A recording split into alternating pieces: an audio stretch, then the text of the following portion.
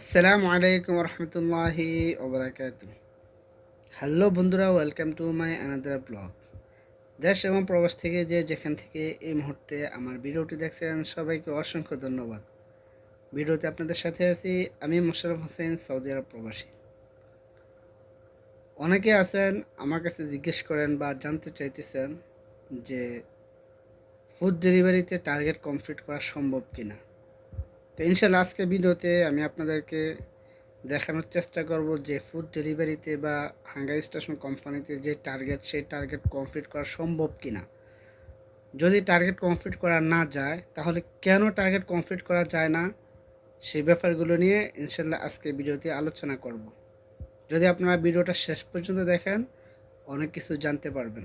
আশা করি এই ভিডিওটা আপনাদের জন্য অনেক উপকারে আসবে, অনেক ভালো লাগবে। তো কথা না বাড়িয়ে চলুন শুরু করা যাক আজকের ভিডিওটি।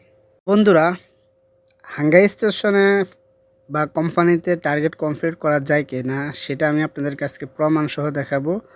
দেখেন, আমি সরাসরি আমার মোবাইলের স্ক্রিনে চলে আসলাম। এখন আমি হাঙ্গার সফটওয়্যার যেটাতে আমরা কাজ করি সেটাতে এখন ঢুকবো।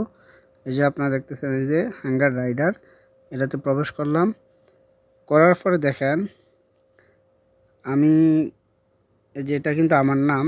আমি গত 1 তারিখ থেকে এখন পর্যন্ত আমার টার্গেট কমপ্লিট হয়েছে কিনা বা আমি কতটা টার্গেট করে মারতে পারছি দৈনিক, সেটা আপনাদেরকে দেখাবো। ঠিক আছে, এই যে আপনারা দেখতেছেন, এটা হচ্ছে এটা হচ্ছে আপনার এই যে সেপ্টেম্বরের 1 তারিখ। ঠিক আছে, সেপ্টেম্বরের 1 তারিখে আমি টোটালি ডিউটি করছি 13 ঘন্টা 19 মিনিট।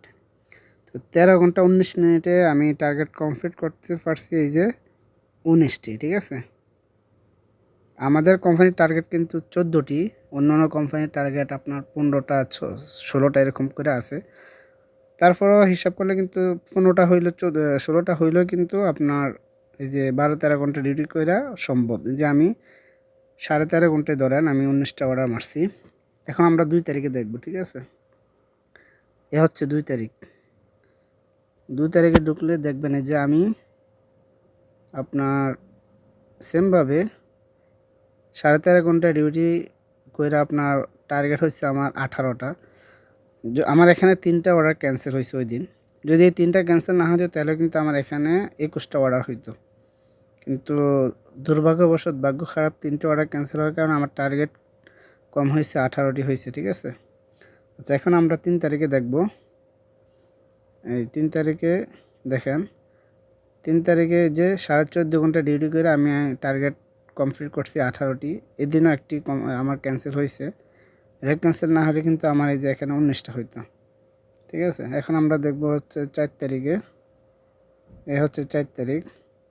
4 তারিখে সেমভাবে 13.5 ঘন্টা ডিউটি করে আমার 19টা হয়েছে। এই দিনও একটা অর্ডার ক্যান্সেল হয়েছে। যদি ক্যান্সেল না হতো তাহলে এখানে 20টা হইতো। ঠিক আছে, তো এইভাবে 5 তারিখে দেখব। দেখেন, 5 তারিখে আমার 8.5 ঘন্টা, 8.5 ঘন্টার মতো ডিউটি করে আমি 14টি অর্ডার কমপ্লিট করলাম। এবং আমি 6 তারিখে দেখব। 6 তারিখে আমার এই যে 12.5 ঘন্টা ডিউটি করে আমার টার্গেট কমপ্লিট হয়েছে 21টি। ঠিক আছে, এই যে তারিখ দেখেন, এই যে এখানে কিন্তু 6 তারিখ। 6 তারিখে 12.5 ঘন্টা ডিউটি করে আমার টার্গেট কমপ্লিট হয়েছে 21টি। তো এখন আমি দেখব 7 তারিখ। 7 তারিখে আমার এই যে 14 ঘন্টা 4 মিনিটে ডিউটি করে 12টি টার্গেট কমপ্লিট হয়েছে। কাজ কিন্তু প্রত্যেক দিন কিন্তু একরকম হয় না, কোনো কোনো দিন কম বেশি হয়। ঠিক আছে, 8 তারিখে আমার টার্গেট কমপ্লিট হয় নাই। এই যে 8 তারিখে আমি প্রায় 10 ঘন্টার মতো ডিউটি করে টার্গেট কমপ্লিট করছি 60টি, 2টি অর্ডার ক্যান্সেল হয়েছে। ঠিক আছে, তারপর আমার 9 তারিখ থেকে 13 তারিখ পর্যন্ত আমার আইডি সাসপেন্ডে ছিল। ঠিক আছে, এই যে আমার আইডি সাসপেন্ড করে দিছে, প্রায় 4 দিন আইডি সাসপেন্ড ছিল। ঠিক আছে, আমি কোনো কাজ করতে পারি নাই। তো সেটা আপনাদেরকে আমি বলবো কী জন্য আইডি সাসপেন্ড ছিল। তো আজকে 13 তারিখে আমি কাজে বাইর হয়েছি। ঠিক আছে, 13 তারিখে বাইর হয়ে আমার 4.5 ঘন্টা আমি টার্গেট কমপ্লিট করছি 8টি। ঠিক আছে, আমি একটু পর আবার বাইরে যাব, আমি রোমে আসছি কিছু সময়ের জন্য। ঠিক আছে, তো 4.5 ঘন্টায় আমি 8টি অর্ডার কমপ্লিট করছি। ওকে, তো বন্ধুরা, আপনারা এই চলতি মাসে 1 তারিখ থেকে 13 তারিখ পর্যন্ত আমার কাজের ডিটেলস দেখলেন। আমি কত ঘন্টা ডিউটি করে কতগুলো টার্গেট কমপ্লিট করতে পারছি।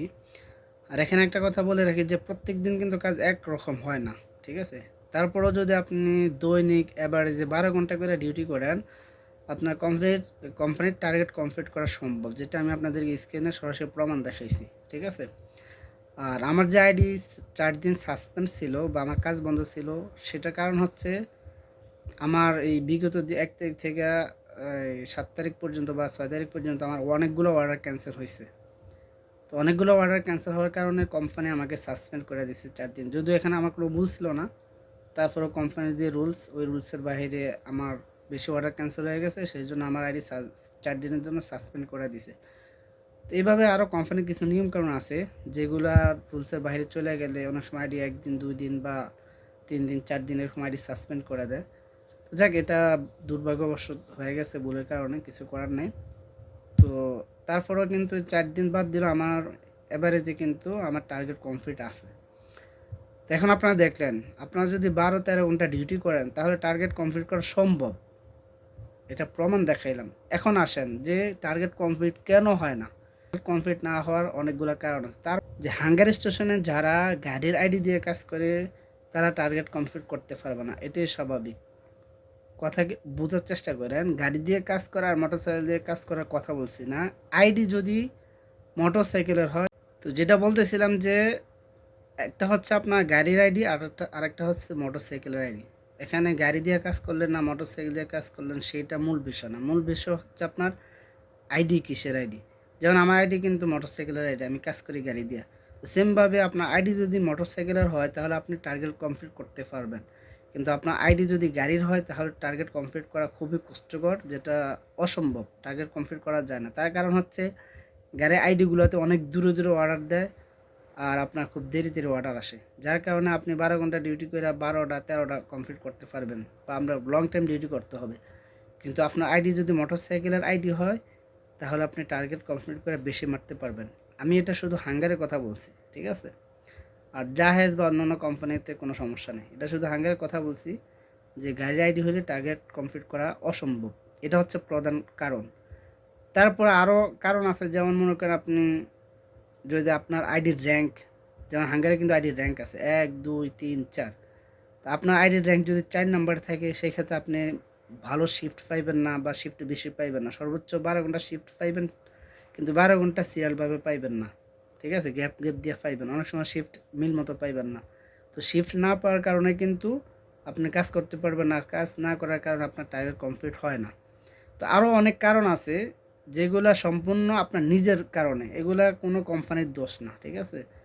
যদি আপনারা এই লাইনে কাজ করেন তাহলে বুঝতে পারবেন এগুলো কোনো কোম্পানির দোষ না, এগুলো সম্পূর্ণ রাইডার নিজের কারণে, নিজের ভুলের কারণে, কাজ ঠিকমতো না করার কারণে, কাজে অলসতা করার কারণে, বেশি টার্গেট ক্যান্সেল, অর্ডার ক্যান্সেল হওয়ার কারণে, আরও অনেক কারণ আছে। এই কারণগুলোর কারণে কিন্তু আপনার টার্গেট কমপ্লিট হয় না। হাঙ্গারের সিস্টেম হচ্ছে, দেখেন, হাঙ্গারের যে নিয়ম, যে রুলস, যে সিস্টেম আছে, যদি আপনি সেই নিয়ম, সেই রুলস, যে সিস্টেম ঠিকমতো ফলো করে ঠিকমতো দৈনিক 12-13 ঘন্টা কাজ করেন, তাহলে আপনার টার্গেট কমপ্লিট করতে পারবেন। কিন্তু আপনি দেখেন শিফট নিলেন, ঠিক আছে, কিন্তু শিফট আপনি ওই টাইম মতো চালু করলেন না, ওই সময় মতো কাজে বাইর হইলেন না। আপনার শিফট শুরু হবে 11টা বাজে, আপনার বাইর হইলেন 12টা বাজে, 1 ঘন্টা বা 1টা বাজে, 1-2 ঘন্টা লেট করে বাইর হইলেন। আবার আপনার শিফট শেষ হবে রাত্রে 1টা 2টা বাজে, আপনি 2 ঘন্টা 1 ঘন্টা আগে শিফট ক্যান্সেল করে চলে আসলেন। এগুলো কিন্তু হাঙ্গারে রেকর্ড থাকে। তারপর আপনাকে অর্ডার দিল, আপনি অর্ডার ক্যান্সেল করতেছেন, ঠিকমতো অর্ডার ধরেন না, অনেক অর্ডার ক্যান্সেল করে দিতেছেন, অনেক অর্ডার ক্যান্সেল আপনি দিতেছেন, অর্ডার ঠিকমতো ধরেন না। তারপর আপনার অ্যাকসেপ্টেন্স রেট, যেটা হাঙ্গারের সবচেয়ে গুরুত্বপূর্ণ, অ্যাকসেপ্টেন্স রেট আপনার ভালো না, আপনার অ্যাকসেপ্টেন্স রেট খারাপ। এইভাবে আরও অনেক বিভিন্ন কারণ আছে। এইসব কারণে কিন্তু আপনার অর্ডার কম আসে, আপনাকে ঠিকমতো তারা অর্ডার দিবে না, ঠিক আছে?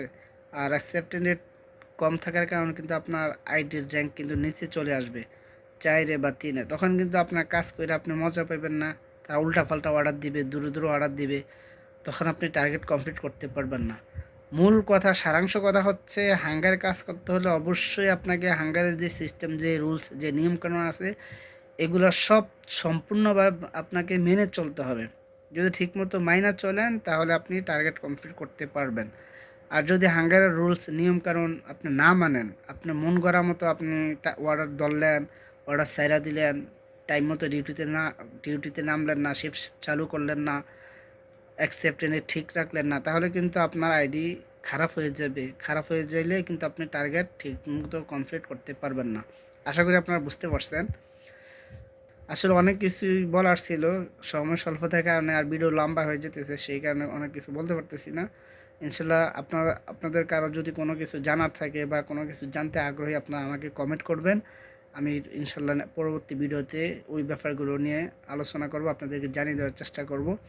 তো আজকে ভিডিও এখানে শেষ করলাম। সবাই ভালো থাকবেন। ওকে বন্ধুরা, আল্লাহ হাফেজ।